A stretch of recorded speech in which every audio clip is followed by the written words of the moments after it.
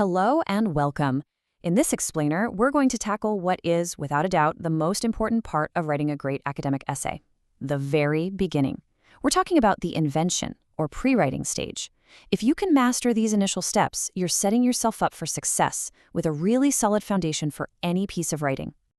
Now, I want you to think about this for a second. You get your assignment, you see that blank page staring back at you, and there's that mounting pressure. I bet for many of you, the temptation is just to dive right in and start writing, hoping it all comes together in the end. And look, that's a really common impulse. But here's the thing. Jumping in like that often leads to a weak, rambling structure. The time you invest before you write that first sentence isn't wasted time at all. In fact, it's probably the most valuable time you'll spend, because it's where you build the blueprint for a clear, well-argued, and ultimately high-quality essay. So, what are we actually talking about here? Well, it's this stage we call invention or pre-writing.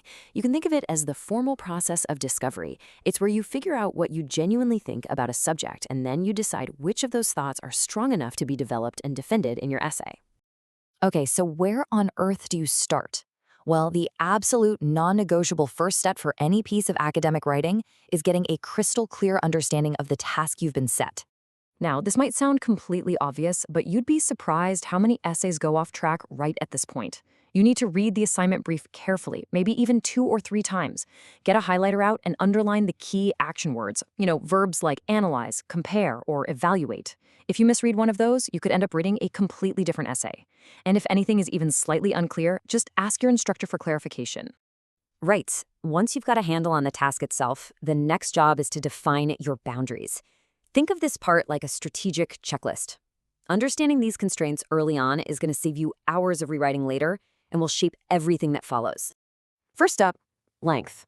The word count is your most direct guide to how broad or narrow your topic can be. Think about it. A 2-page essay on the entire history of the European Union? It's just not going to happen. It would require a much, much tighter focus, maybe on a single aspect of a single treaty. But a 10-page paper? Well, that gives you room to go into much greater depth. The length really dictates your focus. Second, you've got to ask yourself, what's the purpose of this piece of writing? What's its goal? Generally, we can break it down into 3 types. Is it expressive, maybe a personal reflection? Is it informative, like you're explaining a scientific process? Or is it persuasive, where your job is to take a stand and convince your reader of your point of view? And of course, some assignments might actually be a mix of these. Third, let's think about your audience. Who are you actually writing for? In a university setting, it's usually your instructor, who is an expert in the field. That means you probably don't need to waste words explaining basic concepts. But if you were writing for your classmates, or for a general audience, your tone, your word choice, and the amount of background you need to provide would change quite dramatically. Fourth is the occasion. Now, this sounds a bit formal, but it really just refers to the specific context of the assignment. Is it a formal research essay, a lab report, a presentation, or maybe an answer in an exam written under time pressure? The occasion is what determines the right format, the structure, and the level of formality you should use. And finally, the 5th limit is your own knowledge. You've got to be honest with yourself here. What do you really know about this subject right now? Making a quick assessment will tell you how much reading and research you'll need to do before you can even begin to form your own ideas. So, with those boundaries firmly in place, we can now move on to the next critical phase. A lot of assignments start with a pretty broad subject area.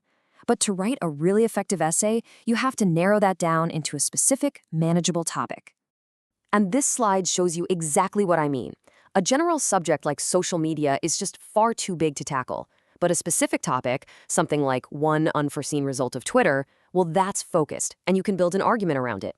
Same thing with fracking. It's too broad. But narrowing it to a specific question like, should fracking be banned, gives you a clear direction. You're moving from a huge field of study to a specific question you can actually answer. Okay, so how do you actually do that?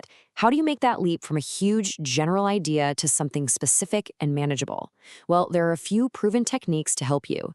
We're going to look at 2 of the most effective: asking probing questions and a brilliant technique called freewriting. So let's get into the fun part, the actual techniques for discovery. And these aren't just about narrowing down a topic. They're about discovering what you actually have to say about it. This is where you generate the raw material, the core ideas for your essay. First up, we have questions for probing. It sounds a bit technical, but really it's just about systematically interrogating your subject. Ask questions like, what is it? What caused it? What are its different parts? What are the consequences?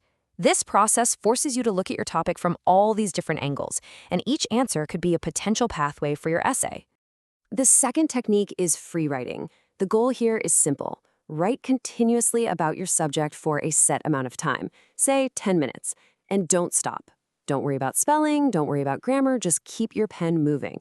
The idea is to turn off that internal editor in your brain and just let the ideas flow. And the key, as the quote on the screen says, is to keep writing. That's where you'll find those brilliant, unexpected connections.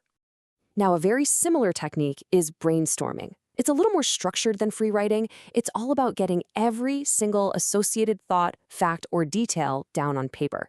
There are no bad ideas at this stage. You can do it as a simple list, or, as we'll see in a moment, in a much more visual way. And this is a fantastic example of what that can look like in practice. This is a student's brainstorming map about their experience in a chemistry class. You can just see how one idea sparks another. From the teacher to the lab equipment to the social dynamics in the room, these seemingly random notes start to form connections, and a potential focus for the essay starts to reveal itself. Okay, so now you've got this brilliant mess of ideas on a page. Questions, phrases, connections. What next? Well, the final piece of the invention puzzle is to start bringing some order to this creative chaos. And that's where something called clustering or mapping is incredibly useful. It's a bit like brainstorming, but it's what you do after you've generated all those initial ideas. You start grouping related points together, drawing lines between them, and looking for patterns. This visual layout really helps you to see the relationships between your ideas, and suddenly a potential structure for your essay can start to emerge. And just look at where you are now. By following these steps, you arrive at the starting line of your first draft in an incredibly strong position. You completely understand the assignment's limits. You've gone from a massive subject to a narrow, specific topic. You've generated a wealth of your own core ideas, and you can already see the beginnings of a logical structure. You see, you've done all the hard intellectual work before you've even started to write sentences and paragraphs. That blank page isn't so intimidating anymore, is it? Your invention work has already filled it with purpose and direction. So the only question left is this: with such a solid foundation now built, what will you write?